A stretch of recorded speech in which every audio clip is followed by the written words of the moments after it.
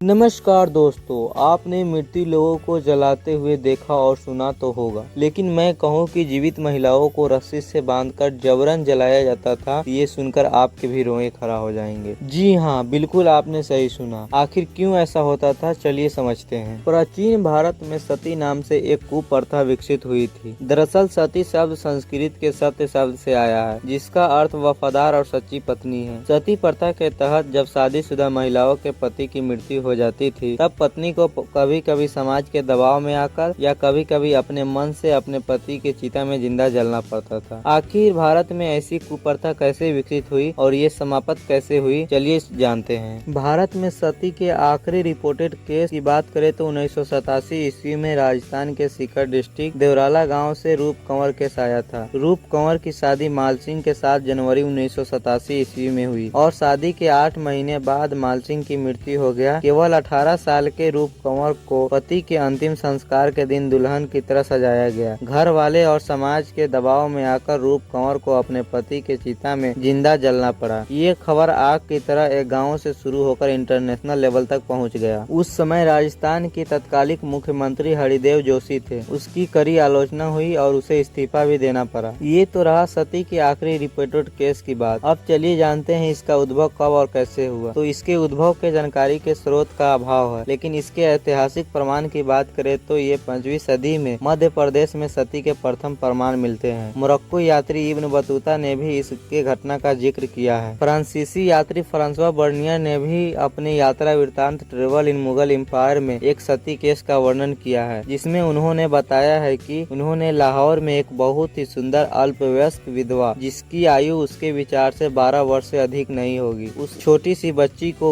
कुछ ब्राह्मणों द्वारा जबरन नरक की ओर ले जाते हुए देखा। वह असहाय बच्ची जीवित से अधिक मृत्यु प्रतीत हो रही थी। उसके मस्तिष्क की स्थिति का वर्णन नहीं किया जा सकता। चलिए अब जानते हैं सती प्रथा कैसे समाप्त हुआ और किसने अपना महत्वपूर्ण योगदान दिया। मोहम्मद बिन तुगलक पहले मुस्लिम शासक थे जिन्होंने सती को बैन किया और विधवा के लिए लाइसेंस अनिवार्य किया। हुमायूं, अकबर, जहांगीर, औरंगजेब ने भी बैन किया। अकबर ने विधवाओं को सती होने से रोकने के लिए जमीन और तोहफा देने का नियम जारी किया। पुर्तगाली गवर्नर ने भी 1515 में गोवा में सती प्रथा पर रोक लगाई। इन सभी के बाद राजा राम मोहन राय सती प्रथा को बैन कराने में अपना महत्वपूर्ण योगदान दिया। दरअसल 1811 में राजा राम मोहन राय के भाई की मृत्यु हो गई। उनके बाद उनके भाभी को जबरन सती बना दिया गया। यह दृश्य उसे अंदर से झकझोर दिया और वह सती होने से अपने भाभी को बचा नहीं सका। उन्होंने सभी हिंदू ग्रंथों का अध्ययन किया और पाया कि सती प्रथा का कोई धार्मिक आधार नहीं है। इसके बाद उन्होंने कुछ लोगों का साथ मिलकर जागरूकता फैलाई और विलियम बैटिक से मांग की। 1829 में एक एक्ट लाया गया और सती को भारत से अवैध घोषित कर दिया गया। इस तरह धीरे धीरे ये समाप्त हुआ।